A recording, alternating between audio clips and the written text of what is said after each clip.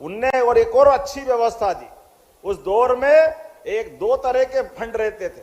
एक तरह से पत्नी के हाथ में पति अगर 1 रुपया कमा के लाए तो 25 पैसे वो पत्नी के हाथ में देता था, जो निजी खर्च के लिए रहते थे। 75 पैसा बाकी सबके लिए रहते थे। और गौतमा बाई ने उनके पति के द्वारा, मल्लाराव जी बहुत बड़े सूबेदार थे, उनका उस समय का सबसे बड़ा खजाना था 18.5 करोड़ रुपया। आज से 300 साल पहले जो गौतमा बाई के पास था, अहिल्या माता की सास के पास था, वो अपनी बहू को पूरा पैसा हाथ में देती और कहती है, अहिल्या, इसको तुम्हारी इच्छा हो जो करना, ये राज्य का पैसा नहीं है, ये खासगी का पैसा है। ये खासगी के पैसे से देश धर्म के लिए भी जो तुम्हारी इच्छा करो। और अहिल्या माता भी इतनी शुद्ध जिंदगी से जीती थी, अपने राजकाज का पैसा राजकाज में और बाकी के पैसे से वो पूरे देश में और दुनिया के अंदर, ऐसा माना जाता है किसी भी महिला के हाथ में इतना बड़ा पैसा नहीं था, लोगों का दिमाग खराब हो जाता, अच्छे अच्छे की नीयत फिसलती।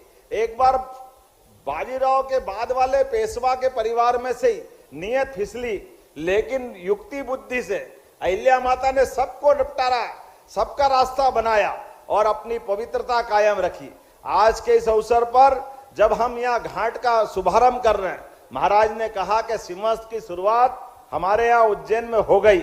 महाराज बिल्कुल सही बात है, लगभग 800 करोड़ से ज्यादा का तो ये हम भूमि पूजन कर रहे हैं। बोले छिपरे महारानी की जय। लेकिन केवल 800 करोड़ का घाट नहीं है, यहाँ छिपरा के जल में ये तो आनंद रहेगा ही, इसके अलावा भी आपको बताएंगे, तुलसीराम जी ने बताया अभी, जो इंदौर से आने वाला सारा गंदा पानी, उसके लिए भी आज अलग अलग 8 डैम का भूमि पूजन कर रहे हैं कि वो पानी भी साफ हो जाए।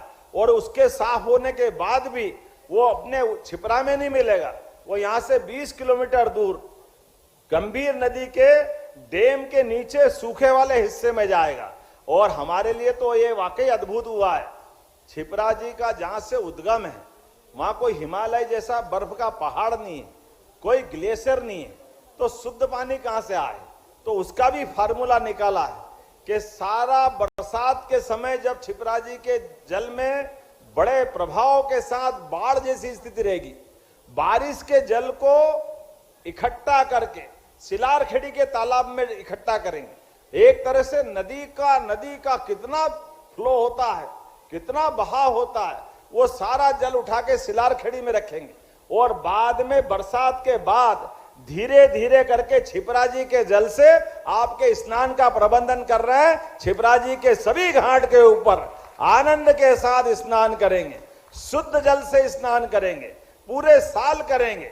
और घाट बन रहे 30 किलोमीटर के, ये 30 किलोमीटर के घाट कितने बड़े हो गए और कितने लोग स्नान कर पाएंगे?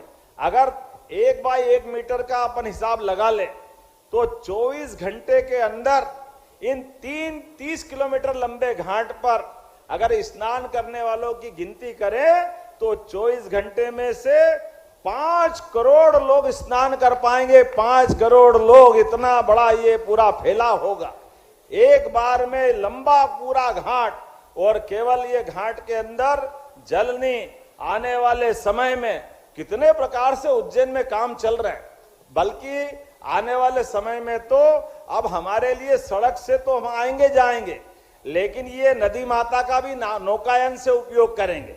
हमारे यहाँ पर महाराज जी आपके यहाँ से वाल्मीकि धाम से नाव चलेगी और सिद्धनाथ के आगे तक ले जाएगी, दोनों किनारे के देवस्थान अपने दर्शन